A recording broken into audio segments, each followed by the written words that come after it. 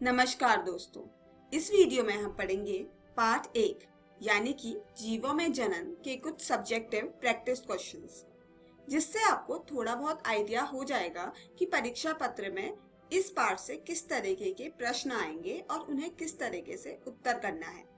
तो चलिए शुरुआत करते हैं। पहला प्रश्न है, कायिक प्रवर्धन से आप क्या समझते हैं? कोई उपयुक्त उदाहरण दीजिए। आप इन सारे प्रश्नों के उत्तरों को अपनी अपनी कॉपियों में नोट करते जाइएगा। आई होप आपको याद होगा कि अलैंगिक जनन वाली वीडियो यानी कि पार्ट 1 के सेकंड पार्ट में हमने कायिक प्रवर्धन के बारे में पढ़ा था। चलो देखते हैं कि इसका उत्तर किस प्रकार से लिखना है। सबसे पहले आपको इसकी परिभाषा लिखनी होगी। कायिक प्रवर्धन जनन की ऐसी विधि है जिसमें पौधे के किसी भाग से एक नया पौधा उत्पन्न होता है। मात्र पौधों के कायिक अंग जैसे कि जड़, तना, पत्ती, कलिका आदि से नए पौधों का जन्म होता है। आप कोशिश करिएगा कि सारे प्रश्नों के उत्तर बिंदुवार तरीके से दिए। परिभाषा के बाद आपको इसके 2 उदाहरण लिखने हैं। पहला उदाहरण है आलू की आंख। आलू के कंद में उपस्थित पर्व संधियां कायिक प्रवर्धन में सहायक होती है। पर्व संधियों में कलिकाएं स्थित होती है जिन्हें आंख कहते हैं। प्रत्येक कलिका नए आलू के पौधे को जन्म देती है। इसका अगला उदाहरण है ब्रायोफिलम की पत्तियां। ब्रायोफिलम के पौधों में पत्तियों के किनारे पादप काय उत्पन्न होते हैं जो मात्र पौधे से अलग होकर नए पौधे को जन्म देते हैं। अगर आप चाहें तो आलू और ब्रायोफिलम से अलग अदरक का उदाहरण भी दे सकते हैं। अगला प्रश्न है, बाह्य निषेचन की व्याख्या कीजिए और इसके नुकसान बताएं।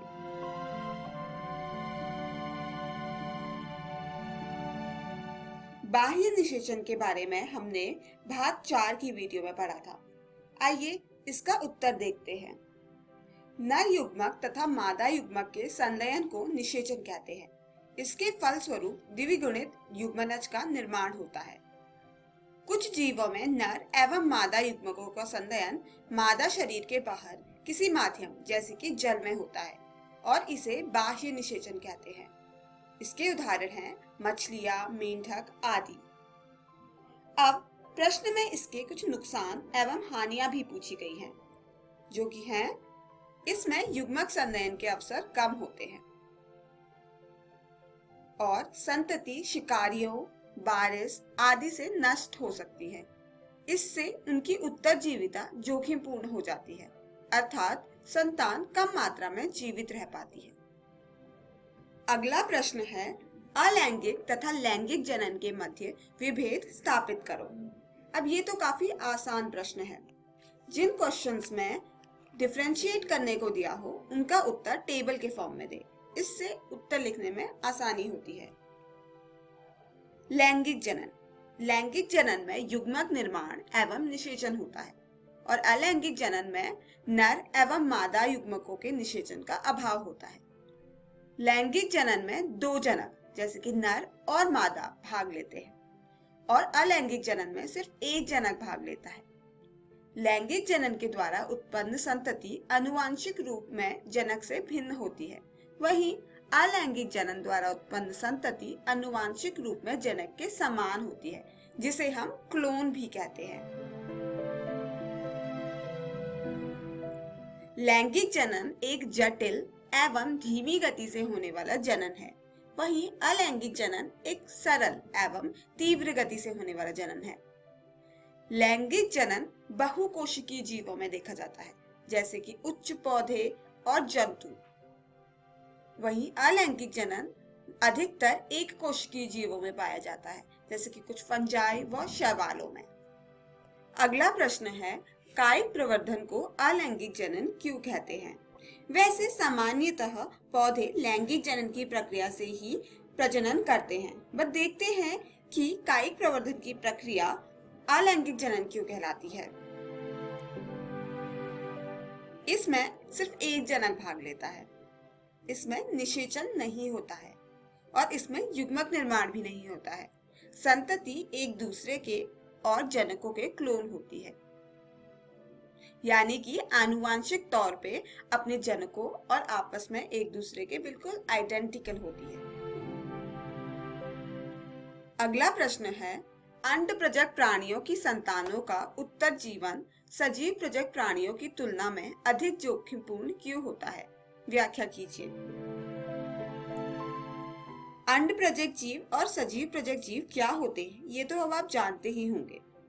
अंड प्रजक जीव अंडे ले करते हैं, वहीं सजीव प्रजक जीव प्रसव द्वारा शिशुओं को जन्म देते हैं। चलिए उत्तर देखते हैं। अंड प्रजक प्राणियों में बाह्य परिवर्तन होता है। ये पर्यावरणीय प्रतिकूल परिस्थितियों जैसे कि बारिश, तूफान तथा शिकारियों से प्रभावित होता है। इसके फलस्वरूप इन प्राणियों की उत्तरजीविता अधिक जोखिम युक्त हो जाती है। वहीं अंड प्रजक प्राणियों को विकास के लिए कम समय मिलता है, अतः इनमें आंतरिक परिपक्वता सजीव प्रजक प्राणियों की तुलना में कम होती है। वहीं सजीव प्रजक प्राणियों में निषेचित अंडे का विकास मादा शरीर के भीतर होता है और शिशु का जन्म प्रसव द्वारा होता है। आंतरिक विकास होने के कारण ये बाह्य वातावरण तथा बाह्य परभक्षी जीवों से सुरक्षित रहते हैं। तो ये पार्ट 1 से जुड़े हुए 5 सब्जेक्टिव क्वेश्चंस थे। आशा करती हूँ कि आपको समझ आया होगा कि परीक्षा पत्र में किस तरीके से प्रश्नों को हल करना है। अगली वीडियो में हम पढ़ेंगे पाठ 2 यानी कि पुष्पी पादपों में लैंगिक प्रजनन। धन्यवाद।